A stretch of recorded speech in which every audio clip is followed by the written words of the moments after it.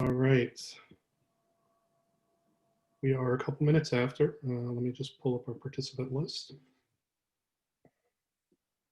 Okay, it looks like we have some great attendance today. Thank you everyone for joining our technology panel related to flex modality. A couple housekeeping items. Please keep your mics muted during the presentation. If you have any questions, please feel free to post them in the chat. We'll address them at the end of our presentation, and we'll also have our panelists participating in the chat and answering where possible. If we don't get to all the questions at the end of our presentation, we'll be sure to follow up via email and address anything that may still be outstanding. So I'd like to introduce the panel. We are, kind of presenting where the rubber meets the road. The faculty pedagogy meets the technology that's necessary to support delivery in a multimodality, otherwise known as flex or high flex, or many of the other names that we've talked about over the last 10 years. Well, flex is not a new technology. It's been around at some of our campuses for a number of years. Obviously, adoption has grown exponentially with the current pandemic, and has kind of risen to the top of priority list for many of our campuses. So, we're happy to provide some, some feedback from our experiences. We have two representatives on our panel who have fairly mature flex programs in place, and we have two panelists who are currently in the planning and deployment phases of their kind of first run. So I think we have a broad representation. We also have a faculty member that's been teaching in FlexForce that can chime in if there's any questions related to the faculty perspective, although I think we'll have minimal questions around that front. Most of those will be tomorrow. So with that said, I'd like to go around and introduce our panelists. My name is Kyle Brown. I'm the CIO at SUNY Canton.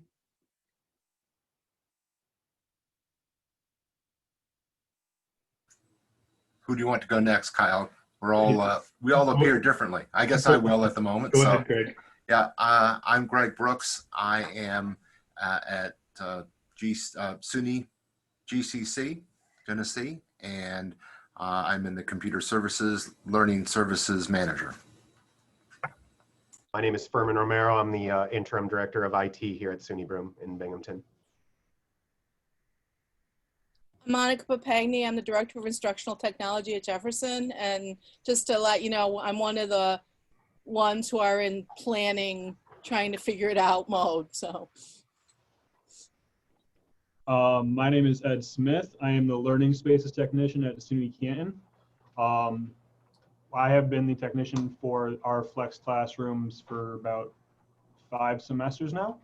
I've also shared a link in the chat for our Flex carts. We have a light and full. Please take a look. Let us know if you have any questions. Michelle, would you like to introduce yourself? Yep. Hi, everybody. I am Michelle Currier. I am Assistant Professor of Criminal Justice at SUNY Canton, a current Flex instructor. I've been teaching in Flex since, I think, 2017 or 18. Thank you. Okay, well, that rounds out our panel. So in terms of format, we're going to address 6 or 7 questions that are, some of the most common questions that we receive as technology support professionals trying to support this endeavor. It will be an organic conversation. We're going to ask the panelists to jump in and give their perspective on everyone's answer. And we do anticipate having hopefully about 15 minutes left at the end of the presentation to add any additional questions and address anything from the audience and the attendees. So with that said, I'll move on to our first question. So as we talked about, we're all in different levels of maturity in terms of flex delivery.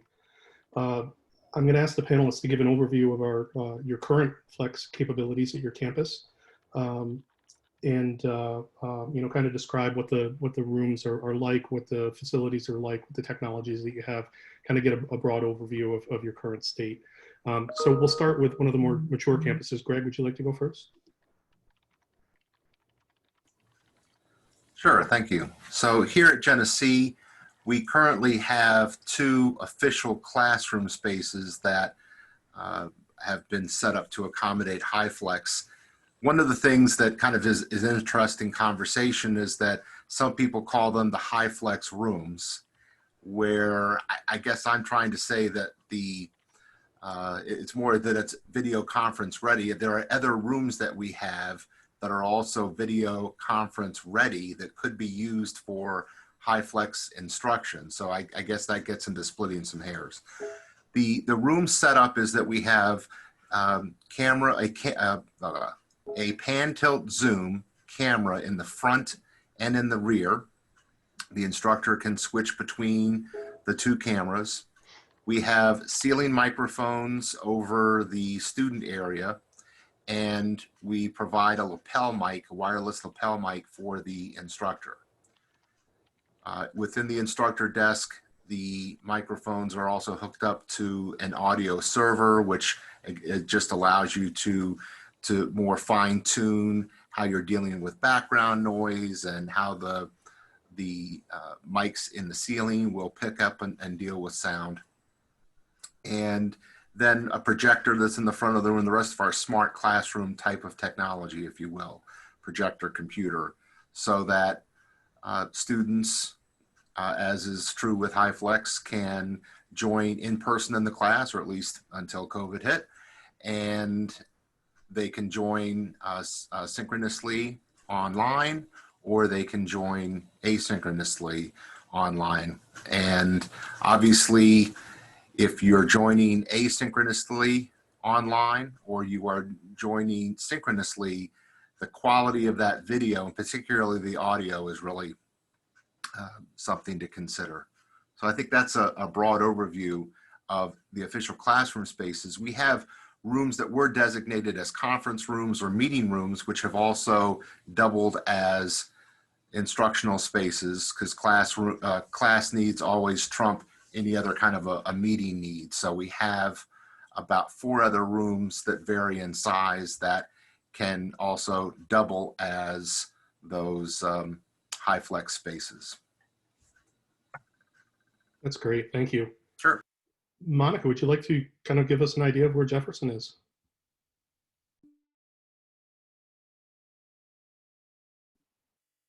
How about I unmute myself first? We're in the planning phases. We got some money, some grant money, and so we're in the investigating planning phases. We do have webcams and microphones that we do put in classrooms if we get a request. Most of the time at this point it's for meetings. We also did, as part of our Zoom license, we actually contracted for a codec license. So we can take our video conferencing classroom and tie the codec into Zoom. So we could actually do HyFlex right now with that room. But we have just ordered equipment to do a couple of rooms using the grant funding. Did a lot of research, and I'm happy to go in the research with some of the other questions, looking at everything from a $300 option to a $50,000 option, and where do we go. But basically what we're going to put into the first couple of rooms is ceiling mics. Thanks to Greg, we'll have a lapel mic for the instructor, a couple of pan tilt zoom cameras, and some kind of a control system. It's gonna cost a little. I think it came in a little over $12,000 a room. Great, thanks. Ed, would you like to give an overview of Canton's facilities? Sure. So at Canton, we have 3 flex classrooms. We have 2, I'm gonna call them full and a light version. The 2 full versions have a pan tilt zoom camera in the back of the classroom. It has a remote tracking by a dongle. Looks like so. User wears it around their neck, and through lights in the lanyard, the camera tracks them. We are in the full classrooms. We have a TV in the back of the classroom, and we have Triumph boards or a smart board in the front of the classroom, where the instructor obviously works from. We have 2 to 3 hanging microphones in the each classroom, both the full and the light. It works out pretty well. For the light classroom, we made it quote unquote light by dropping the TV from the back of the classroom as the instructor was spending a lot of time in front of the classroom looking at the board. But again, the light classroom has a pan-tilt zoom with that same dongle, and it tracks them really well. It has a range of like 30, 40 feet. In addition, we have a total of 9 flex carts. 10 flex carts. 11 flex carts. We have 5 full flex carts, which I've shared in the chat. Those are the full, they have a complete battery backup, monitor, camera.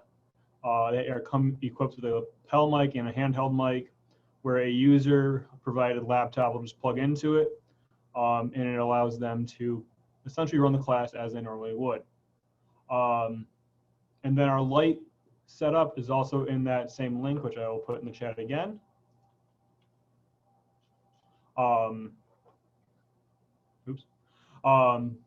It is just a camera, pan-tilt zoom camera with a remote and a wireless microphone speaker puck, for lack of a better term, that can move around as the instructor sees fit, and that plugs directly into an instructor station by way of a USB dongle, and everything gets automatically usually picked up from there.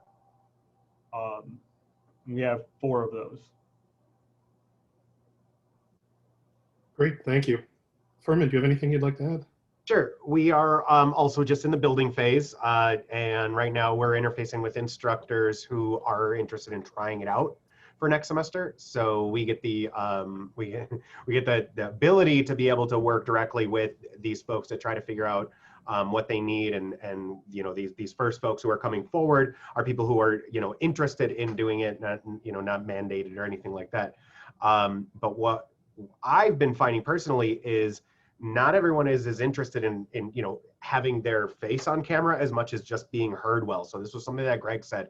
So audio for me was a big thing that I wanted to focus on, and I'm one of the lucky ones. I have a gigantic box of C930s, so the audio is really nice on those. I know on a lot of the other ones, but we also are buying separate microphones, also very scarce right now.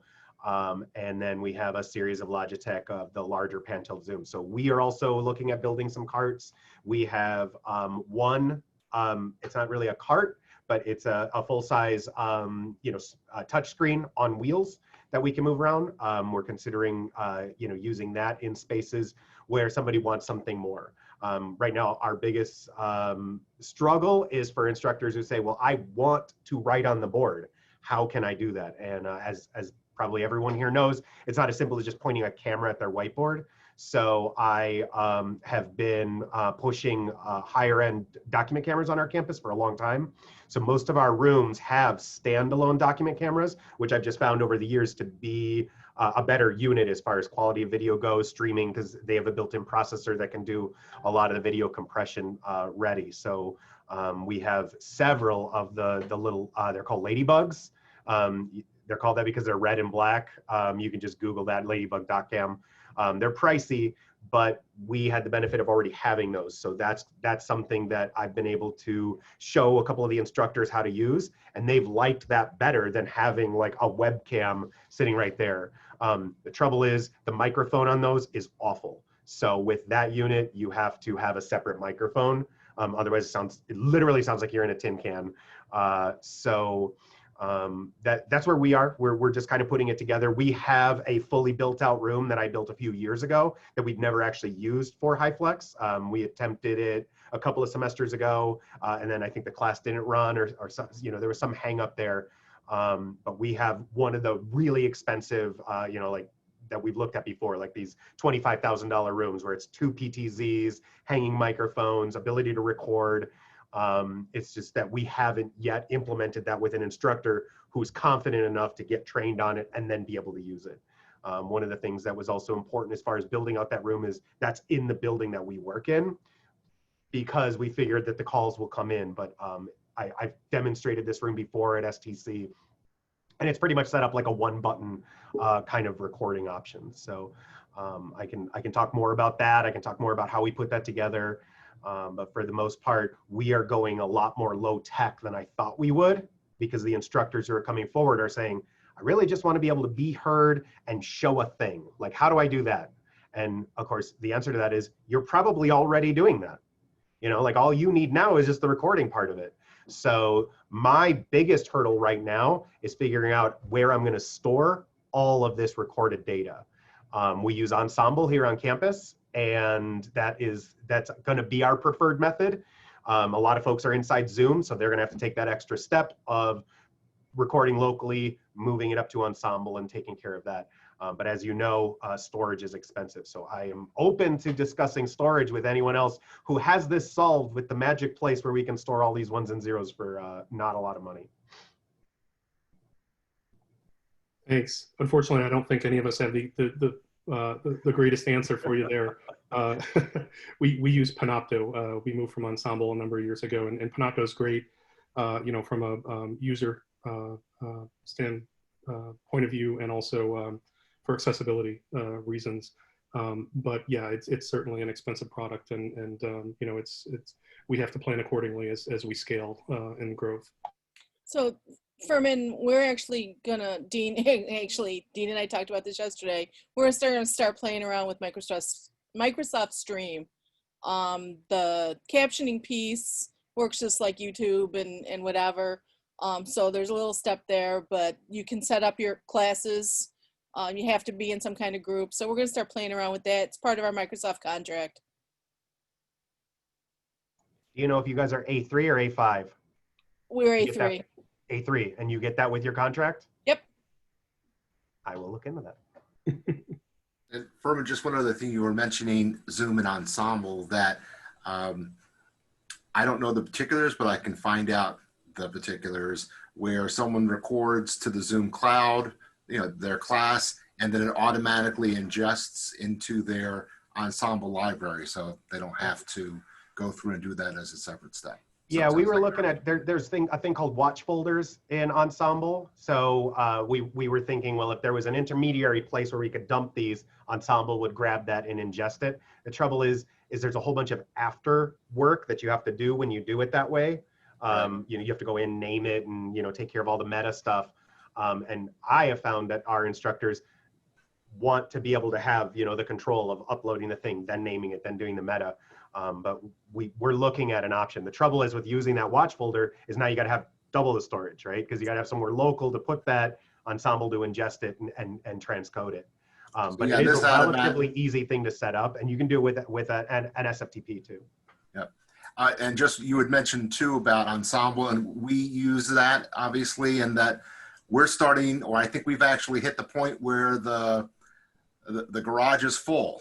The Ensemble garage is full. I know SUNY's trying to make arrangements for more capacity, but I think that's another reality, that you get people to say, hey, record your classes, which that's kind of another discussion, because people take that literally and they record everything, even their entire 3-hour class where they just lecture instead of doing bits and pieces. Right. So then you add up times however many instructors, time how many classes, and that's kind of what led to that storage issue. So that's just something else to kind of be aware of, that yes, we want people to use Ensemble, and yes, we want people to make some recordings available, but we're learning and trying to find out, okay, how do we get people to be more selective? So it's just, we don't start filling like one garage after another with just lots of junk along with some of the nuggets. So I want to talk about that as far as some of the things that we're considering and thinking about, and this is probably helpful to our attendees today. Yep. So storage is a big piece, right? You're gonna want to figure out what your storage solution is, and do the math very quickly to find out how many classes you're running. I'm very interested in some of the other panelists here who've been running it for a long time to see what they're doing as far as storage goes. But also another thing is captioning. Right, this is something we've been talking about, is for SUNY for years now. But these also have to be captioned, and captioned well, especially for you larger institutions. I'm sure it's on your radar, but for our smaller schools, we don't have the dollars available to us to be able to buy all of those captioning minutes. We've been buying them in packs from iTech, you know, as well as our storage, and it's gotten pricey fast. Like we've already blown. I budgeted $10,000 just for the minimum amount of storage that iTech was going to give us for Ensemble because we weren't using it, and we've blown that by, you know, 1.5 already. Just since March. And it's exactly what you said. I can go in there and look at recording after recording after recording after recording for a full lecture, 1 view or 0 views. So we're gonna have to, you know, figure out either how to train instructors to do smaller recordings or figure out a way to make sure that we're utilizing our storage in the best way possible. So we want to have the students be able to have access to this as the definition of HyFlex has dictated, while at the same time maximizing our storage space and our storage dollars. And that's one of the challenges that we've got. You know, institutions that are not rich will feel that as well. So I can chime in real quick regarding that. At Canton, we use a few programs. One of them is Panopto, which has automatic storing and uploading. You can edit the name of the video right there when you're creating it. And it also has built-in captioning. However, in my experience, the captioning on it, I don't want to say has been lackluster, but you listen to it and it doesn't match up remotely close to what has been said. For example, a faculty member with a very clear voice said, we're going to be talking about the thickness of the pipe and the relative whatever. When I say that Panopto auto-captioned it as, I love you, Mom, I'll call you later, I don't know how it got there, but that's what Panopto picked up as the auto-captioning when they're talking about pipe thickness. So that was one of the instances where the faculty member had to go back and look at the automatically captioned. And I don't really think there's a good solution to that yet. But that's just been our experience with Panopto's auto-captioning. Yeah, Zoom has supposedly got a thing in beta. My wife is a K-12 teacher, so I got to test it out. It's exactly the same as what YouTube offers. Exactly the same as what you're just describing. I mean, it's an auto captioning, so it'll get you 80% of the way there, but you're still gonna have to go in and where somebody says a proper noun, name, you know, any sort of that thing, or talk about, you know, technical things like pipe fittings and whatnot. You're gonna have to go back in and edit those. Great. Thanks everyone for the feedback there. If there's any additional questions, post them in the chat and we can certainly follow up. I'm interested in our next question, which relates to planning. You know, I think Furman and Monica alluded to, you know, kind of what they're doing already. You know, but I'd like to hear from the campuses, you know, how you approach the planning of your initial design, how you identified the appropriate classrooms. How did you go about designing the rooms to foster interaction, you know, with the students in different modalities? So I can kind of chime in for Canton. You know, we approached it initially identifying a room of appropriate size, and we worked with our audiovisual vendor who has experience installing similar setups elsewhere. They came up with a recommendation, which we went forward with. And we had a small faculty pilot group that initially used that classroom.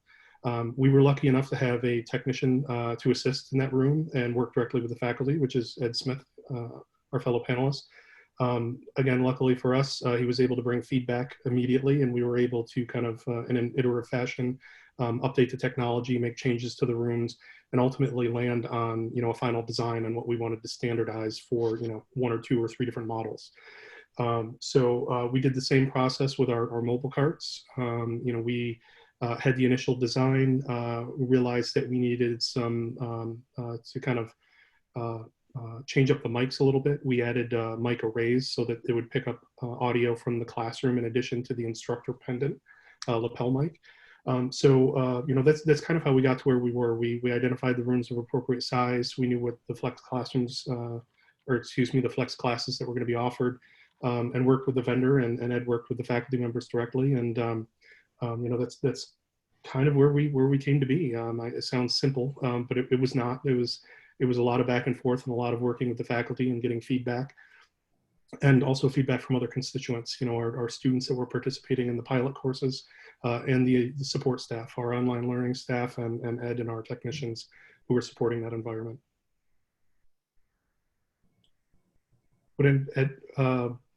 Greg, do you have any feedback on your planning process? Sure.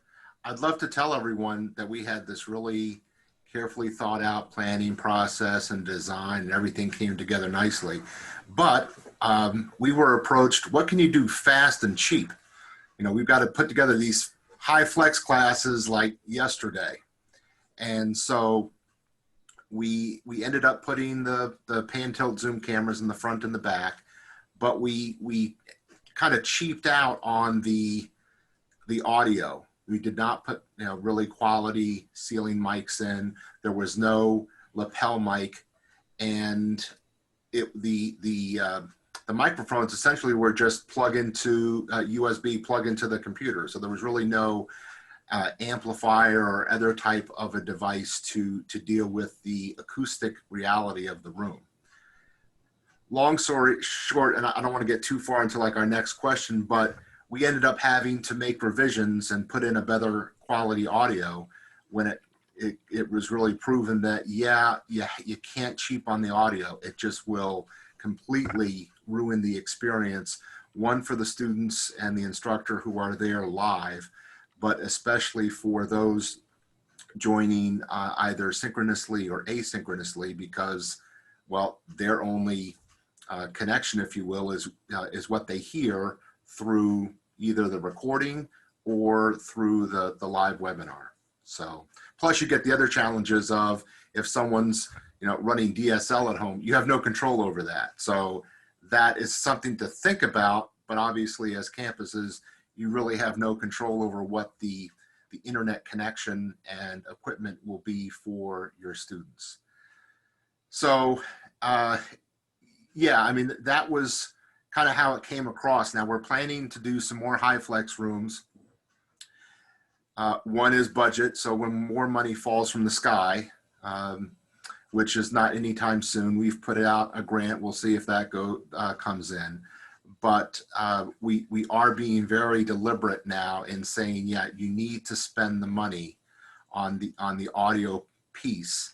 And I think there's kind of a mixed opinion as to the front and rear camera. And I think part of that is the reality that the rooms you have are the rooms you have. I mean, you don't have the choice of designing these spaces from the ground up. So you may have a boxy room like we do. We have glass on one wall and I'm sorry, on two walls, and we have the concrete block on two other walls. They don't really deal well with sound. I mean, it's a very kind of a hard surfaces. And so having carpeting in the room, having the audio equipment, which again will allow you to deal with some of the acoustics or background noise. And then from there, it's kind of whatever you may have in the room that either helps or hinders the acoustics, that's the way it is. Or from a visual standpoint, you know, mounting cameras on the front or the back, it may not be ideal, right? I mean, you can't fit 28 people into a classroom and expect the cameras to really pick up well on everyone's face.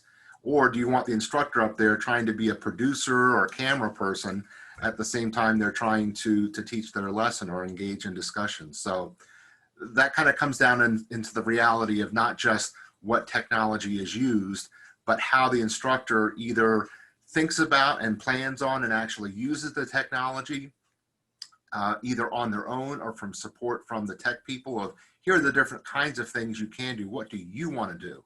What do you want the outcome of your class to be? You know, here are different scenarios, you know, let's talk and find out what works for you.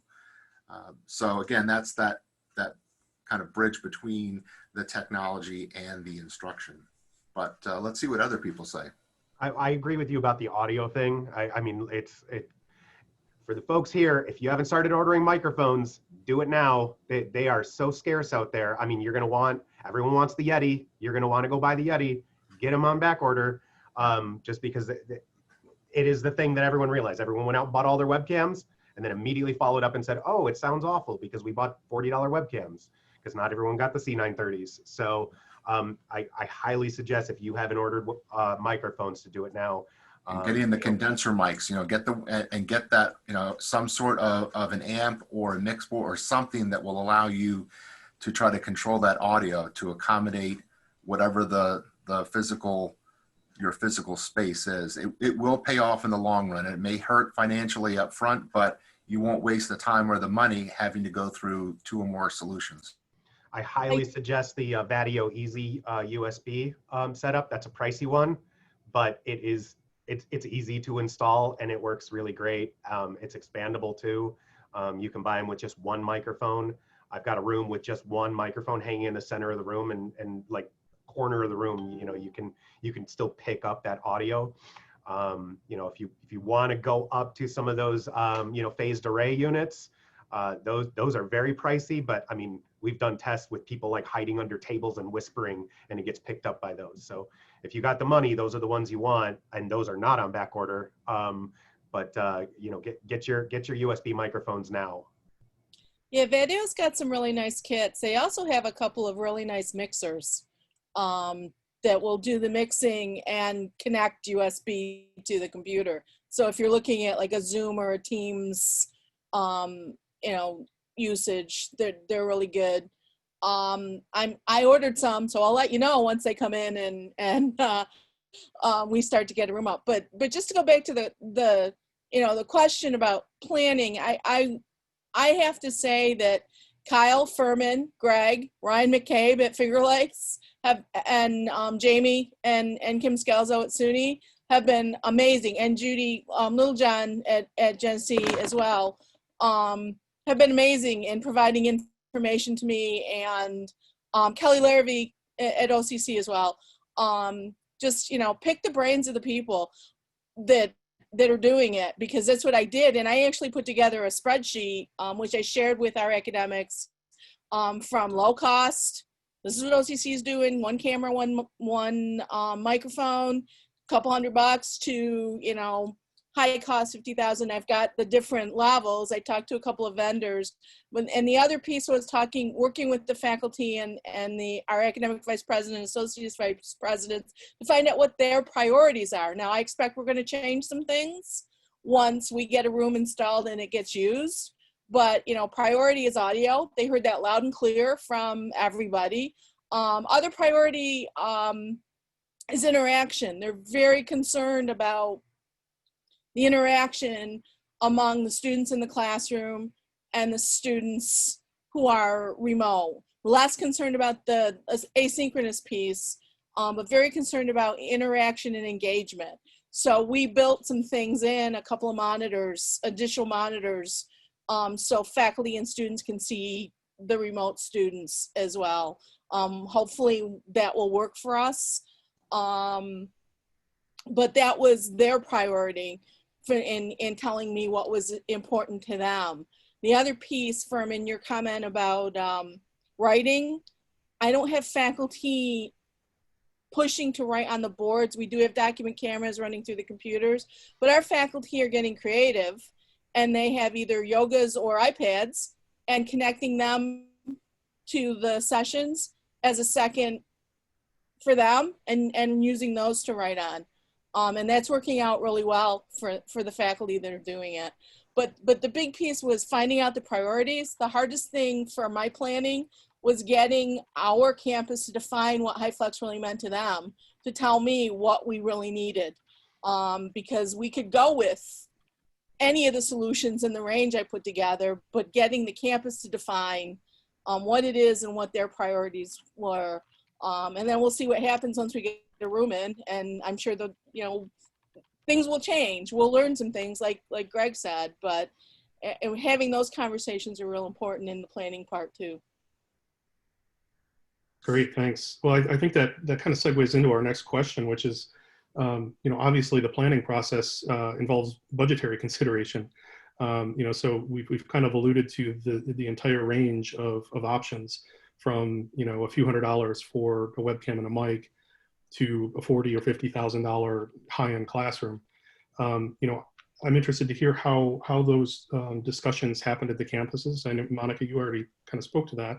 I'll chime in for Canton as well. We were very strategic in how we deployed the technology. We wanted to have higher end facilities, and we targeted those facilities to be heavily utilized so that we didn't have to have a widespread footprint. So we make sure that all of our true flex courses are scheduled in the 3 rooms or in rooms that accommodate the mobile carts, so that we do not have to put high-end equipment in 40 some classrooms on campus.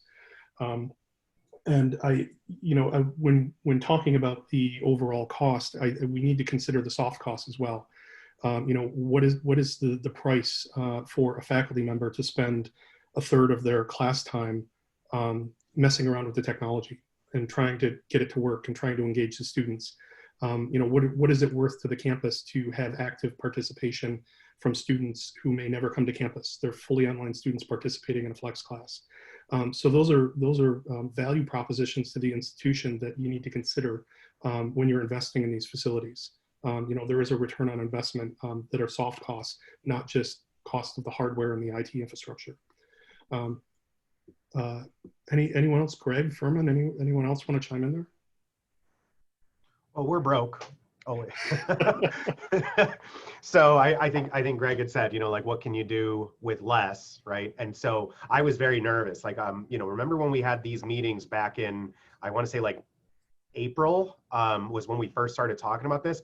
Like, we were hearing numbers like 20 grand a room, and I at the time it seemed reasonable. And so I just pushed really hard to try it. Like, let me just get a camera into a room. I just want to see what happens if I allow the document camera to be used inside your chat program and allow your webcam to be used inside your chat program. Make sure that they know how to switch between the two, give them quality audio and an articulating camera.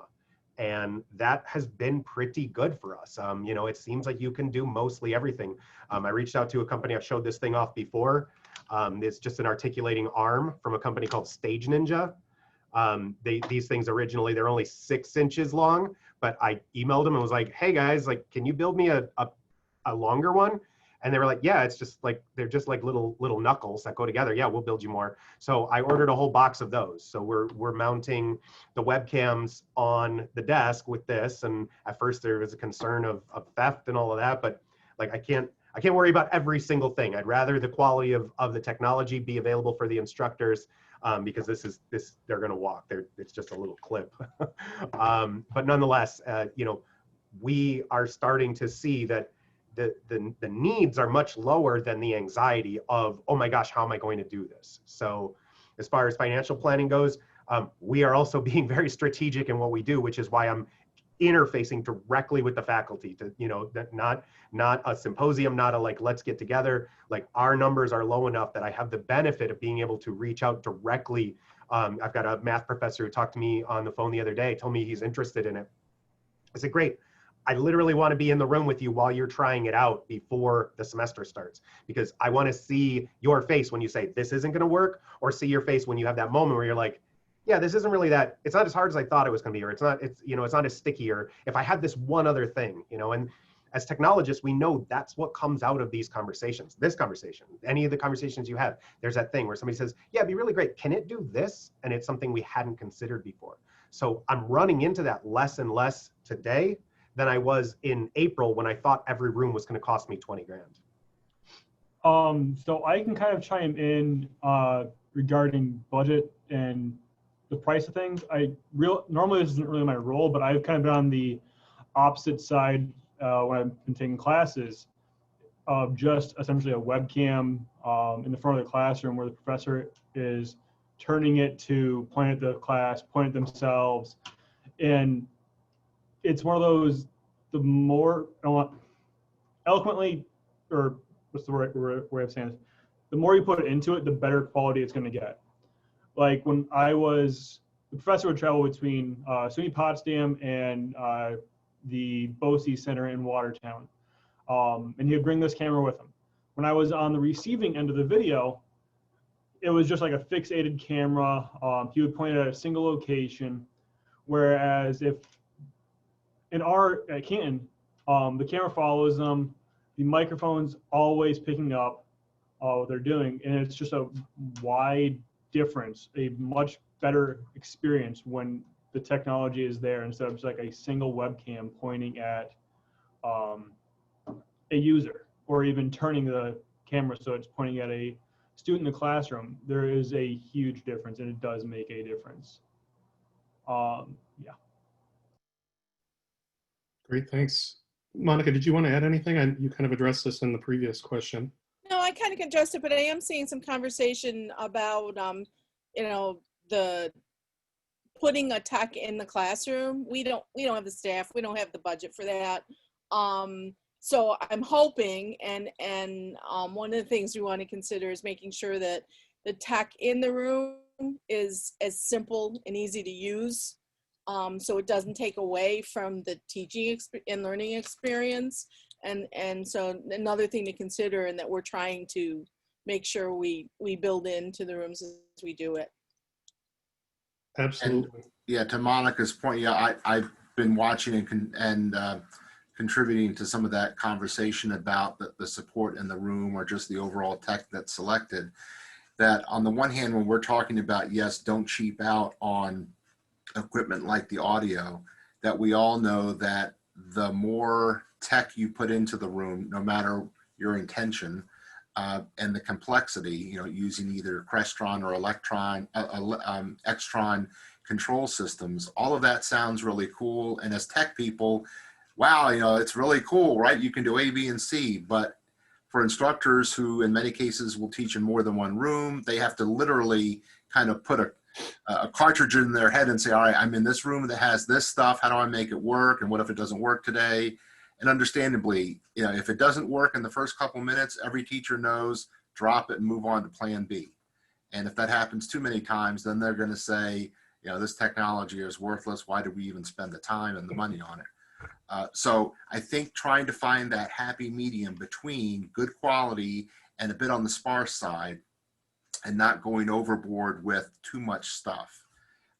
The other thing too, which I think we're definitely touching on, is the practicality, that it's tough. On the one hand, we want to provide technology that allows for this HyFlex experience to go in, to happen, but we also know that it's the instructors who are going to actually make that happen, and so they have to obviously be on board, not from a this is what you're doing, but as a conversation of, hey, how can we best support you? And sometimes they don't know what they don't know, but making sure that it's not that unidirectional conversation, if you will, where they're being told what to do and how to do it. And that does take some time. And then of course, that as the kind of the needs and expectations of other faculty and students kind of go up, well, then that does put some pressure on, well, yeah, you kind of have to move away from your notes that you've been using for years, and you can't just write on the board, but you are going to have to use something like Furman was saying, a document camera. I know our math faculty, for example, they love drawing on the board and all the crazy equations. They're doing it on the document camera so that they can display that to students through the webinar, and the students can actually see it, because you can't aim the camera at your whiteboard in the front of the room and expect that to work out well. It just won't. So anyway, there's other considerations is what I'm getting down to, that really require you to have that conversation with the faculty so that you can bridge between what's possible from a technology standpoint in terms of what's possible, what's within budget, what would still be relatively easy to use, and then what instructors want to accomplish. And right now our rooms are kind of general. We're hoping that as time goes forward and we're able to develop a better understanding of what the needs are, that we can develop some more specific kinds of spaces that can be used by particular programs. So maybe in our vet tech program that would really benefit that program, or can be shared among at least a couple of programs that here are very similar needs from the technology standpoint. So let's try to specialize a little bit more to meet those needs. Great, thank you, everyone. So you guys are fantastic. You've already started to segue into our next question, which is, how are you supporting your faculty in these facilities? We have a number of different approaches, it sounds like, based on what everybody has said so far. So I'll open it up.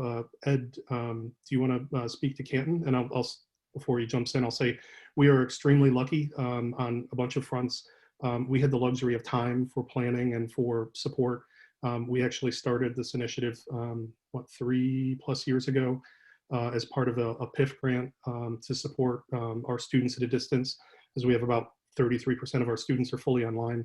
And so we were able to kind of bootstrap this initiative in addition to a number of other projects. And so, you know, we're kind of a little bit ahead of the curve, and we were lucky enough to have Ed join our team to support those efforts. So Ed, I'll hand it over to you. So when I joined about 2.5 years ago, we only had a total of 6 or 7 flex classes. But this upcoming semester, we are slated to have 34, 35 flex classes. And we've been able to do that by way of training. It's not uncommon for me to go work with an individual faculty member for an hour, hour and a half, 2 hours to make sure that they are comfortable using the technology in the classroom, because I'm the person, I don't want to say because I'm the person on call, but because I'm the person on call if something goes wrong, I want to make sure that, you know, they know as much as they can and tell me what's wrong. So when I show up, I can help them as best I can if something goes wrong. But a lot of it is training, and it definitely shows. And of course, you know, the more repeat instructors you have doing it, the better off it's going to be. For example, Michelle, who's also in this panel, has done a lot of flex courses, and it definitely shows, because I get a lot fewer calls from Michelle about technology issues than I would for someone that just forgot to press the turn camera on button, for example. But the training and having that support there on call is huge. And that's really, I think, been a huge reason why Canton's been successful with Flex, Convergent Modality, HiFlex, whatever the name is now. Thanks, Ed. So like I said, we have the luxury of having a person dedicated largely to supporting these types of spaces. Most campuses do not have those resources. I'm interested, Monica Furman, you know, how are you, you know, what's your current thought process and how you're going to support these environments with your faculty? So one of the things that we have that's a benefit to us, we don't have a dedicated person, but I do have a dedicated, you know, desktop support team and our, you know, AV support. So, you know, they're going to be supporting this, but over time, we've developed a culture on our campus that folks know that they can just email or create a CSR, or, you know, a ticket or different things, or just communicate with us. Again, you know, benefit of being a smaller institution. So I know this doesn't necessarily scale, but as I'm interfacing with these instructors directly, that's one of the things that I'm talking about, which is like, you need to know, like, you are our priority right now, you know? So when you come into your classroom and you boot the thing up and it doesn't work, like, don't panic, don't hate the system, you know, and that's the approach that I'm taking with it, which is to let the instructors know we are here to support you. We're not throwing you into this thing. Greg mentioned, you know, all of the fancy things we can do with the Extron controllers. You know, I mean, on our expensive room, you can switch dynamically while you're recording in real time between having yourself as a picture-in-picture and something that you want to show that's on your secondary monitor of the computer, or switch to you being the full-size person, or switch to the document camera. And in that room, you can even switch to the Blu-ray player. So there is a lot of options in there and a lot of buttons that can be pushed, but we we simplified that menu down to being just 4 pictures, you know, and it's a picture of a little stick man with a picture-in-picture, a picture of a document with a little stick man in picture-in-picture, you know, to kind of show those. And what I've been doing as far as training on that room goes is I bring them in and I don't say a word. I'm like, all right, just start pushing buttons. Like, when you run into a problem, you'll look at me and then I'll know. But I try to design these things to be as intuitive as I can, for the sake of, up front, I can't have a tech in here with you for the duration of your 50-minute class. I don't have that kind of resource. But what I can do is let you know that we will be here for you. And so that's the culture that I've built over a lot of years. I know not everyone has that, and not every campus who's much larger than us can do that. But you know, the closer you can get to letting the instructor know that they're not alone goes a long way. That's how I instantly get cheerleaders. You know, that's how I have people calling me to say, hey, I want to try this out, because they know how we work with our folks. Yeah, I agree with Furman, but the other piece is, you know, I've been very vocal about, it's not learning the technology easy, it's an integrated approach. You need to actually be learning the technology as you're thinking about the pedagogy and the teaching and learning.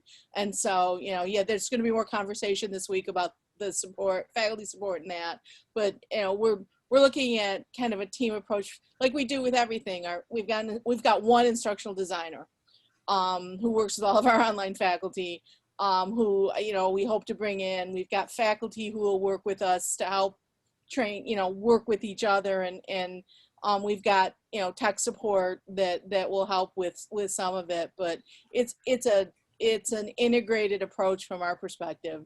You know, you can learn how to push the buttons, but, you know, pushing the buttons doesn't make me feel comfortable about the teaching process. So we need to kind of combine the two, and so we're looking at some kind of you know, combined approach. I did actually request and, you know, look at some of the stuff that Genesee has, and you know, they have a really nice document online that I actually asked if I could steal, that we will build into some of the training. But I think it's important to not separate the two so much. You can teach the technology, but you also got to work and get people thinking about how I'm teaching and how I, you know, what works best for me and my content and this technology. So, you know, use an integrated approach. And you know, some other points around that, the training and support, is that I think some people, faculty may think, hey, you know, training me means to make me a Zoom expert or a document camera expert or a pan tilt Zoom camera expert. And what we really try to convey is that the goal is not for you to become expert with the technology, but how does the technology help you with your primary goal, which is connecting with your students. And I think in some cases, a lot of faculty think tech people to behave like tech people.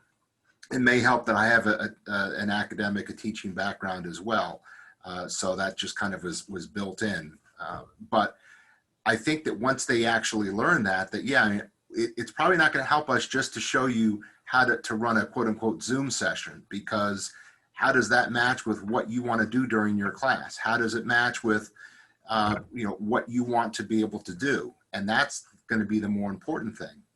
So it's getting folks to schedule that time, which obviously that's a real beast to deal with, because people's schedules are really tough, or that you know, we have a number of adjuncts, and so it's not like we could, well, again, before COVID, you know, walk down to their office or a classroom and meet with them.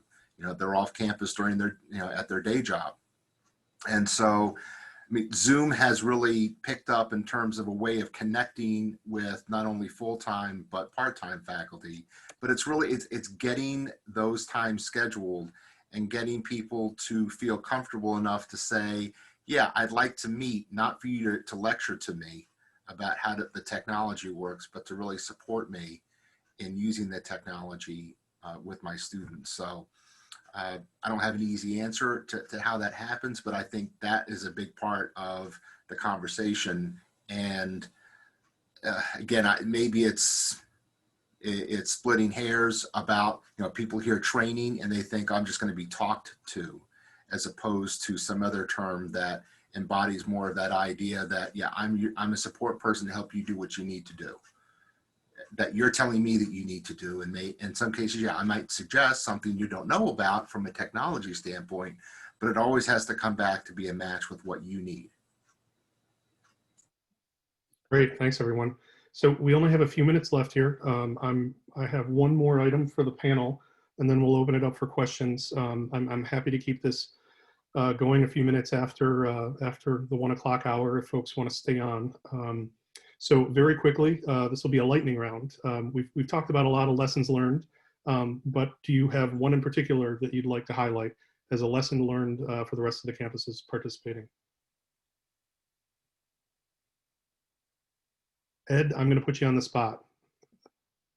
Oh boy. Okay, I'm sitting here scratching my head. Take time to fully train someone.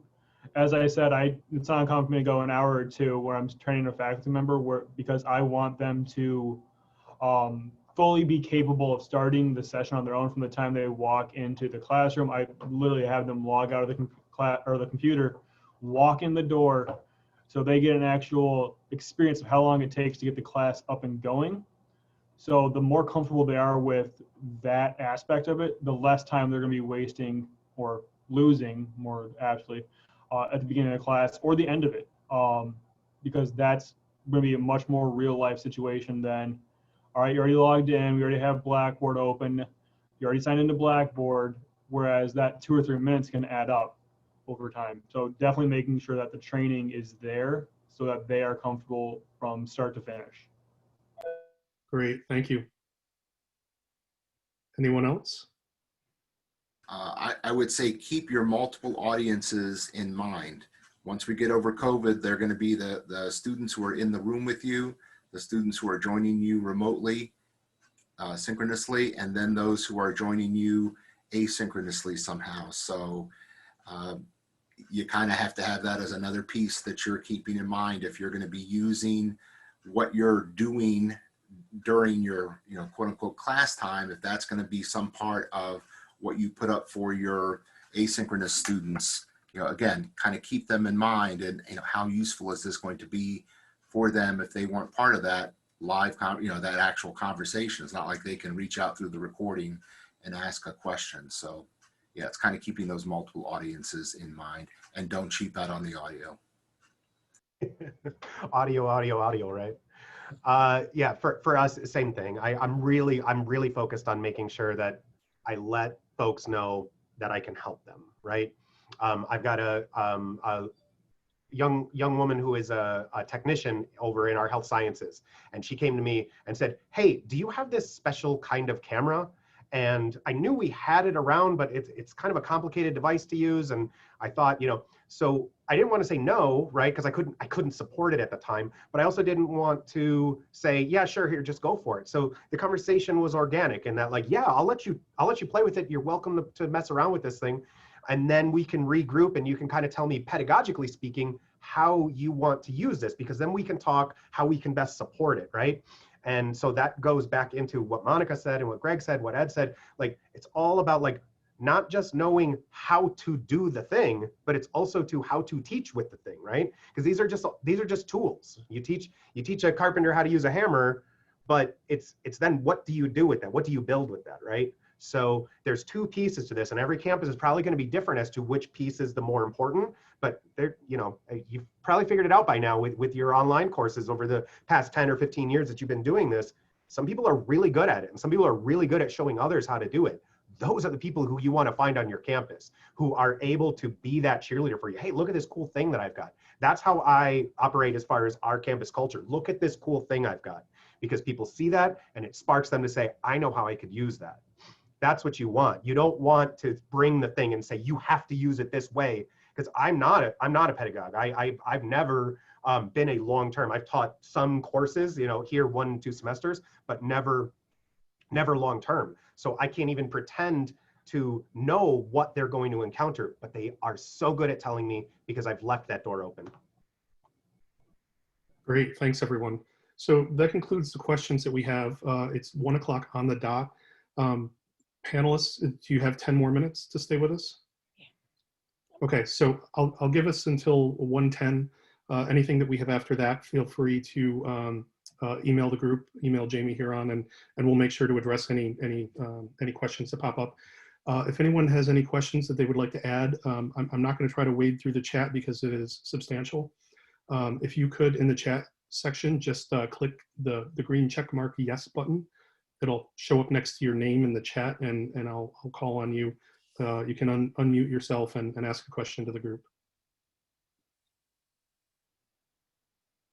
Hey, actually, while we're waiting for that, I mean, we have a faculty member on the panel, and we haven't heard from her. And I'd be curious, as one of the campuses is developing, if she has any insight, best practices, or what would you like us to know?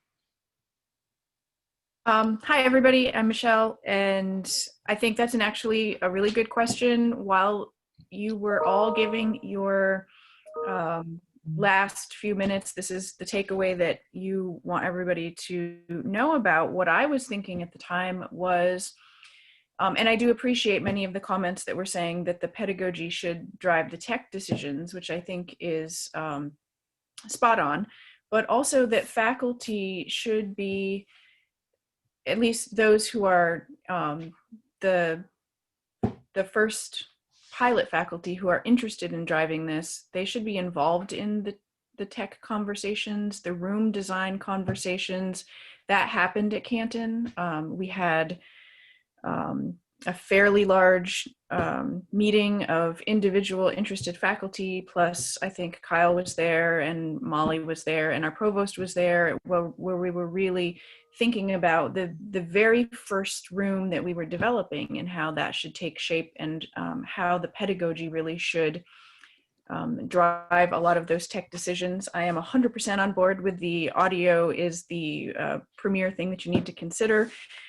Because when we first started out in our room, we didn't have the ceiling mics initially. That first semester that I taught, I did everything with the lapel mic, and the ceiling mics are far superior and amazing. But maybe the biggest takeaway for me is that you should consider faculty in the entire trajectory of tech implementation, not just in the beginning. Because as a person who's taught Flex in the past, I can tell you that how I envisioned my pedagogy when I was envisioning myself teaching Flex has evolved over the years also. So my tech needs, my desire to do certain things in the Flex space or the high Flex space have changed. And so those continuing conversations with faculty and involvement in these processes, I think, are really important too.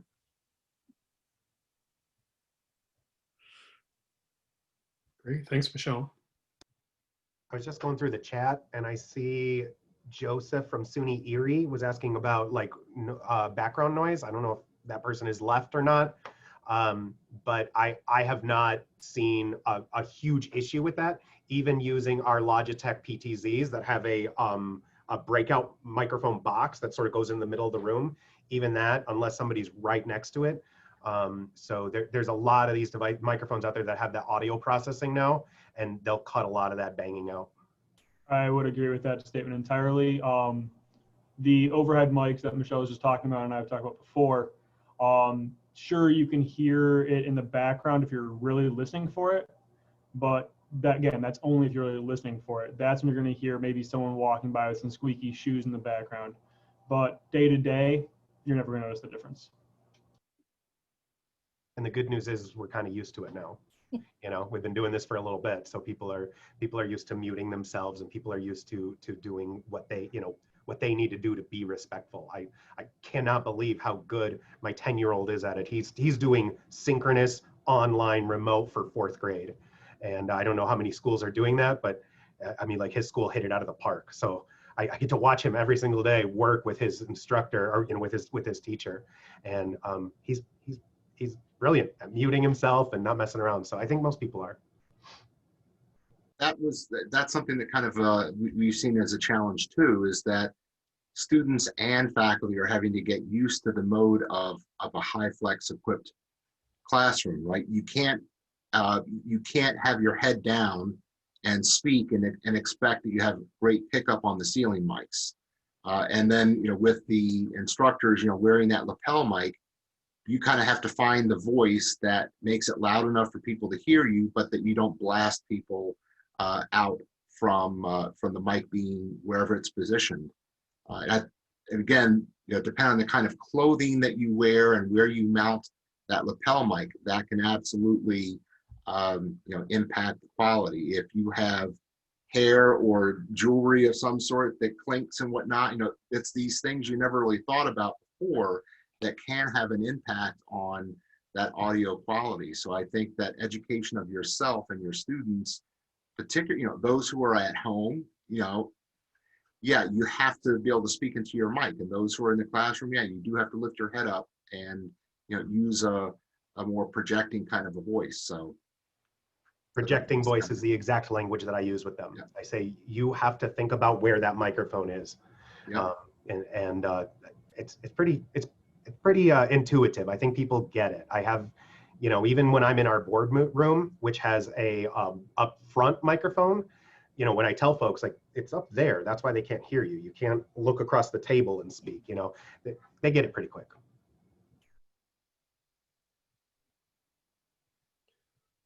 Thanks, everyone. I don't see any hands raised for additional questions. I did browse through, and I will comment, there's a number of questions, comments regarding mandatory training, policy-related issues.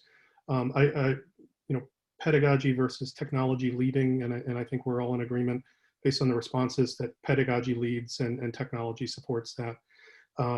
I will float this out there. Michelle is on the faculty-led panel tomorrow, and they will likely discuss the governance and the faculty-related issues related to HyFlex and mandatory training and all those kind of things. So if you have questions related to those, I encourage you to attend the panel tomorrow. We're almost at our time limit, and I see we're losing a lot of people here. We're down to about half. Are there any remaining questions we can address here before we sign off?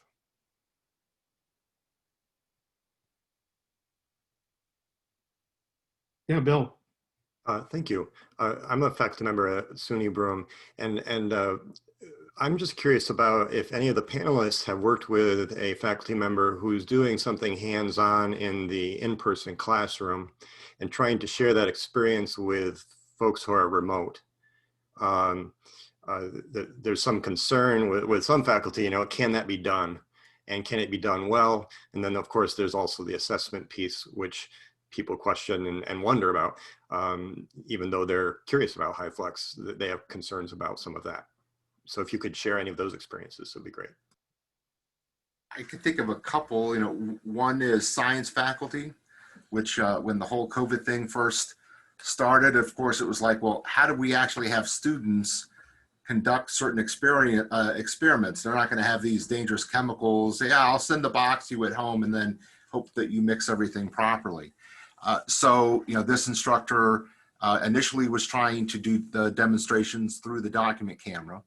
So being able to at least the kind of cameras we have are Epson document cameras. So you can flip the camera up and then you have to go into the settings and change it 180 degrees so that it's face up and you're not upside down. And then you can point that to your experiment and say, okay, here's what I'm doing. And then he said, well, you know, can I record that and then put it up as a video and they can watch the experiment as often as they want. So that he moved into to using Zoom for that as well and created mini videos. I was actually just going to say that as far as doing demos, I haven't worked directly with anyone, but as far as demos goes, it is probably infinitely easier to build a small demo that you can upload as a video all by itself. And you can bring that video up in Zoom and present it to your class while you narrate over top of it, which will cut your, you know, the amount of brain bandwidth that you need to monitor in class, remote, video camera, technology, plus actually being a teacher and doing your job. That's right. So he wasn't doing it on the fly. You know, again, he'd prepare it beforehand and then share it. The other faculty member was a performance dance professor. And so it was using the room camera and, you know, having to get a student to kind of do the controls of panning it and tilting it and whatnot so that that faculty could do the demonstration of the certain dance moves and that other people could participate. And I'm not aware that that faculty person moved into doing kind of videos offline and then bringing it in like the science professor. But I think that since that time, and those have been about a year ago, or since COVID started, that faculty are seeing the benefits of creating these really targeted type videos that illustrate something within their course and their program. And so I think pretty much every discipline, no matter what kind of course you're teaching, you could create some of these mini videos and be able to have that be either live, like Furman was saying, where you can then narrate on top, you know, over what you were doing, or that you post online and you're asynchronous, or, you know, any other students can go there and watch it however much they want. I hope that helps you, Bill. we have a number of examples at Canton as well. We have a lot of hands-on labs and technology courses. Just a couple that come to mind. We have our automotive course that utilizes GoPros and cell phone footage to actually tear apart engine blocks and describe hands-on mechanical issues and create those targeted mini lectures that are posted for students to replicate at home. And another example is, this one's a little close to home. My wife teaches a forensics class. This semester, she's teaching a fingerprinting class. And so I often get to play a cadaver in her live class. I'll put my hand out and she'll fingerprint my hand on camera. So, in that case, she actually sends lab kits to the students and uses a mini document camera on a desktop to show close-ups of fingerprinting cards and how to apply the ink and how to roll a finger, and ask the students to replicate that. So it's done synchronously, but it's also recorded and broken up and posted in the Blackboard shells so that students can also participate after the fact and asynchronously if they're not available. So I think there's lots of opportunities. I think it comes back to training again. I think if you have a faculty member that's very comfortable with the technology, they've taught online, they've taught hybrid, they've taught flex, they're comfortable in that environment, they're more apt to be able to teach, in that space versus someone that's never done it before. Thank you. So I see we went over our 1:10 time limit. I do believe we're going to have to sign off. I know a lot of people have places to go here. I want to thank everyone for attending today. I know we talked your ears off a little bit. We try not to use any technical jargon or bore you too much. So we appreciate you hanging in there with us. Thank you for the panelists for joining us. Greatly appreciate all your feedback. And thanks for the CPD, Victoria and Jamie, for putting this together. It's been fantastic to participate. If you have any remaining questions, any comments, any feedback on the session, please feel free to contact CPD. Either Victoria or Jamie Huron can collect that info and let us know. And we'll be sure to get back to you. So thanks, everyone. Have a